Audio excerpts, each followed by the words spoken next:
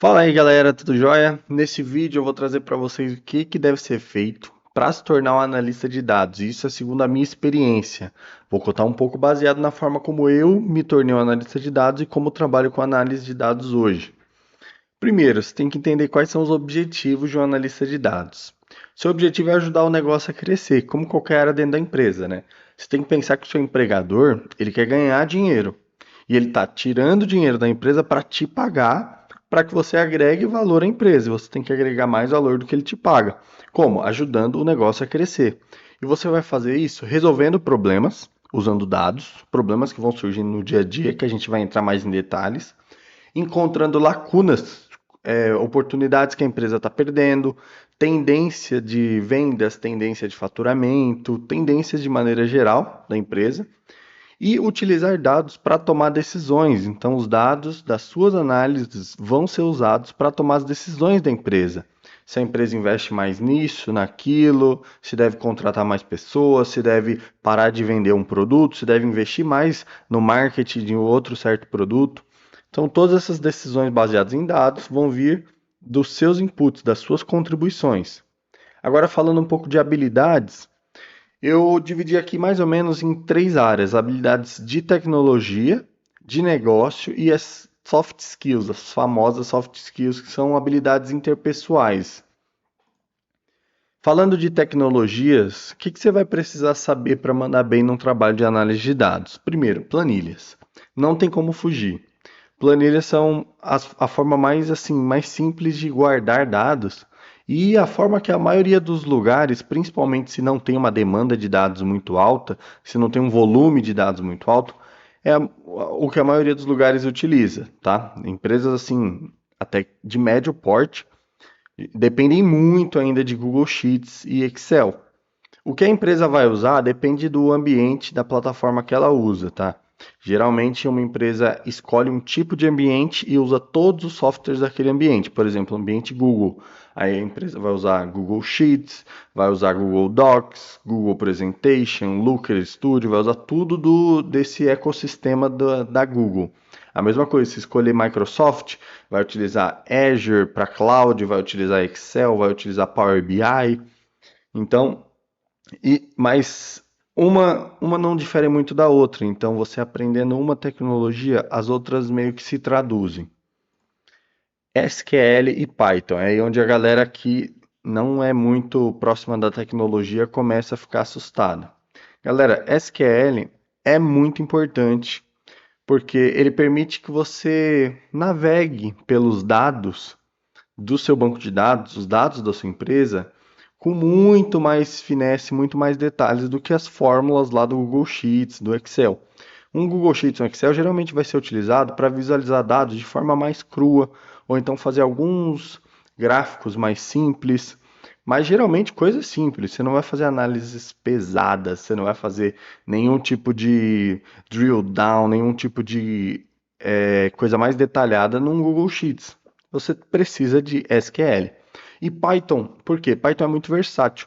Você pode usar Python para análise de dados do começo ao fim, até a visualização, porque tem infinitas bibliotecas, né, que você pode usar. Inclusive, você pode rodar SQL dentro de Python, mas eu recomendo começar por SQL, porque SQL é a forma como você se comunica com o banco de dados. É só isso, é uma linguagem de comunicação com o banco de dados. E ela é muito mais simples que Python. Então, você aprendendo SQL, você vai aprender várias lógicas que vão traduzir muito bem para Python quando você entrar nesse mundo. Python é muito maior, muito mais complexo, e se você cair direto em Python, você pode acabar achando um pouco demais, um pouco muita informação. Então, SQL é bom por isso, é uma ótima porta de entrada para outras linguagens de programação e é muito, muito útil. Você vai usar todos os dias. Ferramenta de visualização de dados. Você tem que aprender pelo menos uma. Aqui eu coloquei alguns exemplos. Metabase, Tableau, Looker, Power BI. Como eu disse, a empresa vai escolher um ambiente e vai trabalhar com todos os softwares daquele ambiente. Então, não adianta você querer aprender vários, não é necessário, tá? Você aprendendo uma ferramenta, quando você for trabalhar com outras, o conhecimento que você tem de uma é muito tranquilo de aplicar em outras. O primeiro projeto que eu fiz em Looker, por exemplo, eu tive 3 dias para fazer sem nunca ter mexido em Looker. Porém, eu já tinha mais de um ano mexendo todo dia em Metabase. Então eu consegui fazer o projeto sem encontrar muitos problemas. Então, o que importa aqui é você entender os conceitos de visualização de dados, entender qual tipo de dado é melhor para qual tipo de gráfico, entender como que conta uma história utilizando dados, tá? De forma visual. Então, pesquise sobre essas coisas. A ferramenta em si, aprenda e fique bom em uma delas. Aqui no Brasil, a mais popular é o Power BI, então essa seria minha recomendação. Porém, Tableau e Looker também são muito conhecidas. Metabase é um pouco menos conhecida, porém é uma ferramenta muito boa, é a que eu mais uso, é a que eu mais tenho conhecimento, inclusive tem vários vídeos aqui no canal. Estatística e matemática, não tem como fugir. Você vai trabalhar com dados, muitos desses dados, números.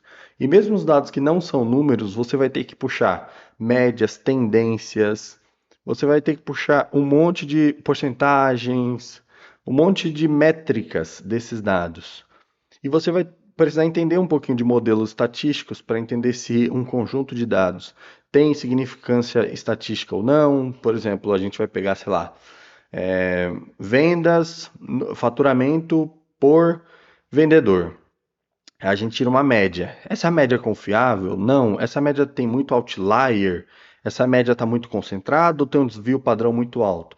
Tudo isso é importante. Então, saber o básico ali da estatística é o básico mesmo.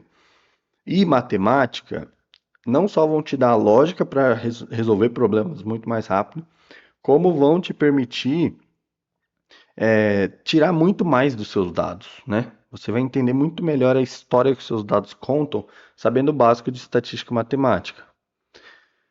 Vamos para negócios agora. Quais habilidades de negócio eu diria que você tem que ter? Primeiro, foco no problema.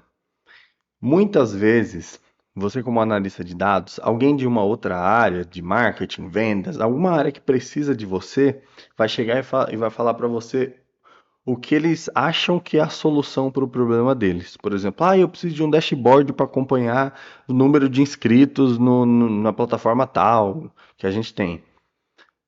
Tá, então ele está chegando com o que ele acha que é a solução. Eu preciso de um dashboard para acompanhar o número de inscritos.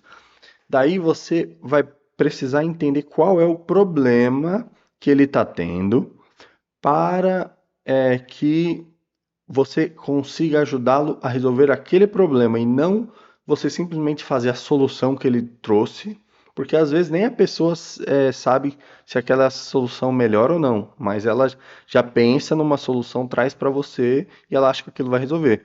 Às vezes, a melhor solução para esse problema seria um alerta, por exemplo.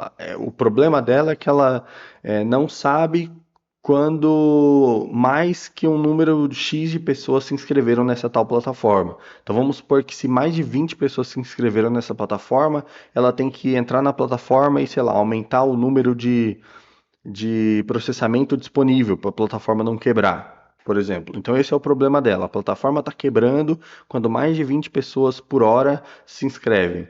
Então perceba que ela tem esse problema e ela veio com uma solução da cabeça dela que ela precisa de um dashboard para acompanhar o número de inscritos, sendo que o que talvez resolveria o problema seria um alerta no e-mail dela, um alerta no Slack, no WhatsApp, quando chegasse num número próximo de 20, né? Chegasse ali 18, 19 inscrições na hora, envia um sinal, um alerta. Então, olha só, um problema que eu trouxe aqui na hora e a gente pode ver que a solução que a pessoa pensou que era ideal já não poderia não ser tão ideal assim. Então, foco no problema é muito importante. Muitas vezes você vai simplesmente pegar o que a pessoa pediu para você e fazer e vai ver lá na frente que não era a melhor forma de resolver o problema.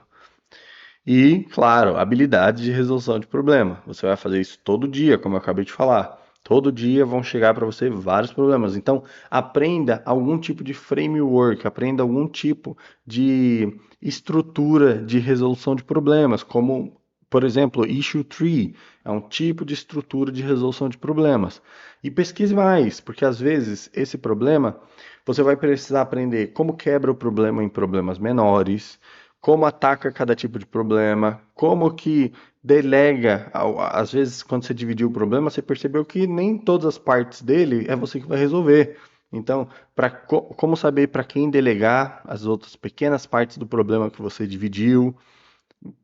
Se esse é um problema recorrente ou é um problema de uma vez só, se for um problema recorrente, ele precisa virar um processo.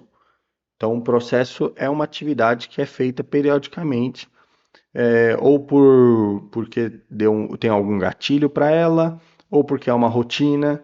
Então, beleza, eu descobri que a resolução desse problema precisa virar um processo. Aí você vai aprender sobre PDCA, outros frameworks, outras estruturas de organização e melhoramento de processos. Então, olha só como, para ser um analista de dados, você precisa de muito mais que saber fazer algumas linhas de SQL, né? E fazer gráfico no Excel. E é importante trazer isso aqui, porque eu virei um analista de dados, eu tive a oportunidade de virar um analista de dados dentro do emprego já. Então eu entrei como estagiário numa outra área e fui virando analista de dados dentro da empresa até que eu assumi uma posição de analista de dados. Então eu fui aprendendo na prática o necessário e o dia a dia do analista de dados antes mesmo de ser um. Então eu acho que essas dicas que eu consegui pegar são bem valiosas. Priorização, novamente, são aquelas pequenas coisas. Vai ter dia que vai chegar para você 10 tarefas de 10 pessoas diferentes, todo mundo dizendo que é urgente. E aí, como é que eu priorizo? Como que eu digo qual vem primeiro, qual vem depois? Novamente, aprenda um framework de priorização, como, por exemplo, matriz Gucci, né? É um dos frameworks, mas tem vários, tá, gente? Eu estou trazendo aqui um exemplo. Então, a matriz Gucci, você vai interpretar qual é a gravidade, a urgência e a tendência de uma tarefa que chega para você. Então, a gravidade vai te dizer se, poxa, é algo crítico, é algo médio, é algo tranquilo de resolver. No sentido de, se eu não resolver hoje, tá tranquilo? Se eu não resolver amanhã, tá tranquilo? A urgência é no sentido de, cara, quão rápido eu preciso resolver isso daqui para deixar as pessoas felizes. E a tendência significa, beleza, se eu não tocar nesse problema hoje, nessa tarefa hoje, é um problema que tende a piorar, é um problema que tende a ir melhorando com o passar dos dias, eu posso chegar até a descartar ele.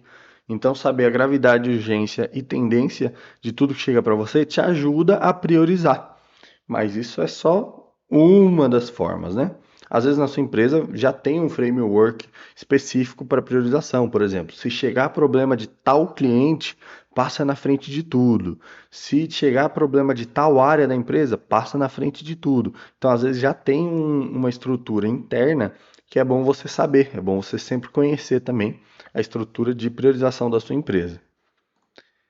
Agora, as soft skills, né, as famosas habilidades interpessoais. Quais que eu acho que são mais importantes? Primeiro, comunicação, porque muitas vezes você vai passar dias, até semanas, trabalhando numa análise, trabalhando num dashboard, e depois você vai precisar comunicar os seus achados, comunicar os pontos mais importantes das suas análises. E você não vai mostrar todas as suas semanas de trabalho para as pessoas que querem aqueles dados, né? Que querem aquele resumo do que você conseguiu extrair. Então você vai precisar aprender a sintetizar todos os seus achados, a resumir, colocar de forma clara, direta ao ponto, sem enrolação e apresentar para diversos públicos. Porque se você usou Python, SQL, dashboard, não sei do que, geralmente as pessoas não ligam, principalmente se for uma pessoa que não é de tecnologia. Então você saber comunicar todo o seu trabalho para o seu time de dados é uma coisa, e você comunicar o seu trabalho para o time de vendas ou para os fundadores, né, para o CEO, para o seu gerente, é outra. São públicos diferentes. Então aprenda a comunicar para públicos diferentes no nível, né, de abstração que eles vão entender. Então, para o seu time de dados ali, depois que você terminar uma análise, você pode ir fundo de forma técnica, você pode explicar todos os detalhes, como você chegou em tal e tal e tal resolução, mostrando toda a parte técnica por trás. Já se você for apresentar para um time de marketing, por exemplo, para eles descobrirem onde que vai ser alocado tal e tal recurso de marketing, você tem que ir direto na dor deles e ser menos técnico para que o nível de abstração que eles entendem consiga fornecer a mesma riqueza de informações que você passou para o seu time interno. Organização e gerenciamento de tempo, eu acho que isso, cara, eu acho que é para todas as profissões, né? Não tem como. Mas para você trabalhar com dados, tem que ter um certo nível de organização um pouquinho mais afiado. Então, você vai precisar organizar suas tarefas, e aí entra a priorização que a gente trouxe, né, nessa parte de organização. Reuniões, entregas, apresentações que você tem que fazer, tudo isso você vai ter que conciliar dentro do seu dia, dentro da sua semana de trabalho. Então, gerenciamento de tempo, organização são coisas importantíssimas que a galera costuma ignorar, beleza? Pensamento crítico, sempre faça perguntas, saiba os motivos, saiba os porquês de tudo. Então, novamente, vamos lembrar daquele exemplo da pessoa que chegou pedindo um dashboard para acompanhar o número de inscritos. Tenha um pensamento crítico o tempo todo para entender a raiz das coisas. Faça perguntas, mesmo que você ache que você tenha entendido tudo, faça perguntas, porque às vezes a pessoa que está comunicando algo para você, ela acha que para ela está claro. Por quê? Porque ela sabe todo o contexto. Você não. Então faça as perguntas mais óbvias. Repita para elas mesmo que elas acabaram de falar, só para que fique tudo alinhado, entendeu? Então a pessoa vai chegar em você e vai falar: ai, nossa, eu preciso mudar o título que tá, sei lá, num dashboard que a gente apresenta para o cliente tal. Então você vai chegar e vai falar: ah, então o dashboard que está na visualização do cliente tal, está com o título errado e a gente quer mudar desse título atual, X, para o título novo Y, é isso mesmo? Então até esse tipo de pergunta que parece óbvia acaba ganhando muito tempo dos dois lados, né? Porque uma possível falta de comunicação pode gerar problemas maiores, pode gerar retrabalho. Então, pensamento crítico e fazer pergunta o tempo todo é extremamente importante. E aqui entra um dos pontos que eu particularmente acho um dos pontos mais importantes, que é o aprendizado contínuo. Aqui eu trouxe um exemplo de um livro, né, uma recomendação de livro, que é o Lifelong Learners, que significa justamente esse aprendizado contínuo, a vida inteira, né? E esse livro, inclusive, eu ganhei de um antigo gestor meu, numa confraternização presencial de uma empresa que eu trabalhava, porque ele viu essa característica em mim de forma muito explícita, essa característica de ser um aprendiz eterno. E isso é muito importante, porque lembra quando eu falei lá atrás que, poxa, você vai precisar aprender uma habilidade, uma ferramenta de visualização de dados, por exemplo. Só que você não vai aprender todas, porque o conhecimento de uma traduz para as outras. Então, quando você mudar de ferramenta, você vai ter que aprender só os detalhes, porque o macro você já sabe. Mas você tem que ter essa mentalidade de que tá tudo bem aprender algo novo, se for necessário. Tá tudo bem voltar, dar um passo para trás para poder dar dois para frente. E o aprendizado, ele é cumulativo. Cada coisa que você aprende, ela não contribui de forma mais como eu posso falar, ela não contribui só para aquilo que você quer resolver, mas contribui para um todo. Por exemplo, aprender um idioma novo não só contribui para você poder falar com pessoas, com o maior número de pessoas agora, né? Porque você vai poder atingir as pessoas que falam aquele idioma, mas também contribui para sua memória, também contribui para sua habilidade de comunicação de maneira geral, contribui para você conhecer uma cultura nova. Então, é isso que eu quero dizer. Aprender algo novo não é um vetor, né? Não é uma linha reta, não é algo que tem um começo, meio e fim de forma tão é mais abrangente do que parece. Então, aprendizado contínuo definitivamente é uma das soft skills que eu mais recomendo que se treine. E como que treina uma soft skill como essa, né? Meio que se forçando a aprender coisas novas o tempo todo. Então, às vezes você quer aprender a usar um certo software, ou aprender uma língua nova, ou aprender a tocar um instrumento. E geralmente nosso pensamento é: pô, nas minhas férias eu faço isso, porque eu vou ter tempo, eu vou poder fazer isso por horas e horas todo dia. Ou então ano que vem eu faço isso, porque eu vou me formar na faculdade. Cara, esse pensamento, ele não é tão bom por alguns motivos. Um, chegando lá você não vai estar tão motivado quanto você está agora. Dois, se você pegar 10 minutos do seu dia todo dia, daqui até lá, quando chegar lá você já vai ter aprendido o que você queria. Então, é, e você vê como isso é treinável. Então, se você quer aprender algo, coloca na sua rotina. Todo mundo tem 10 minutos no dia. Coloca 10 minutos por dia. Ao longo do ano, você vai ter, cara, você vai ter aí milhares e milhares de minutos, centenas de horas de treino naquilo, beleza? Então, todas essas habilidades são treináveis, é claro.